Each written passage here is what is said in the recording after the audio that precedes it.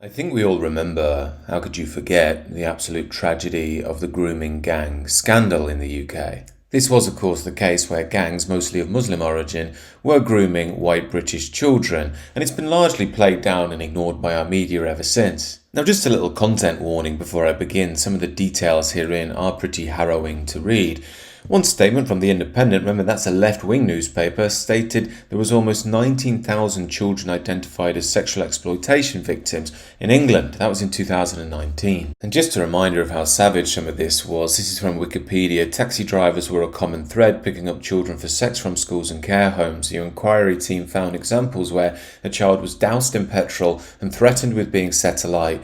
Children who were threatened with guns, children who were witnessed brutally violent rapes, and were threatened they would be the next victim if they told anyone. Girls as young as 11 were raped by large numbers of male perpetrators, one after the other. Now, depraved doesn't even begin to explain how awful all of this is, but what makes it worse is we all know if this was the other way around, these were Muslim girls or minority girls of some sort, the government would be involved, celebrities would be crying their eyes out, protest marches 24/7, and so on. And that was a key dimension of the tragedy of all of this. These girls just didn't seem to matter. On top of that, the police, the government, and the media were all frightened of being called racist, so didn't report it for way too long. But this story is back in the news again. Recently, 7 men from Rotherham have been jailed for abusing girls. The National Crime Agency said the victims were aged between 11 and 15 when the offending began. Now, when you think about the dangers of a town like Rotherham, how these actions have impacted all the communities there, it gives you an understanding of why things are quite fractious in modern Britain. This is why it's also odd that middle-class sheltered London Guardianistas still opine in The Guardian about why on earth the riots could have happened. I mean, they have no problem at all in stating that the 2011 riots, which was mostly conducted by black youths,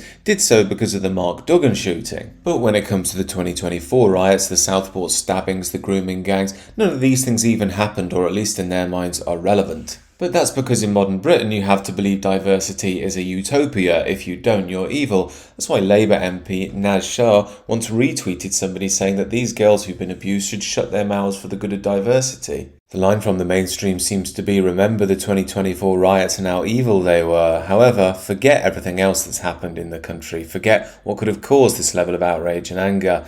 Seems to me that the country is splitting and there's nothing our government can do about it apart from maintain their multi-culti narrative. These are just my thoughts, however. Do let me know what you think down below. Do consider subscribing to the channel.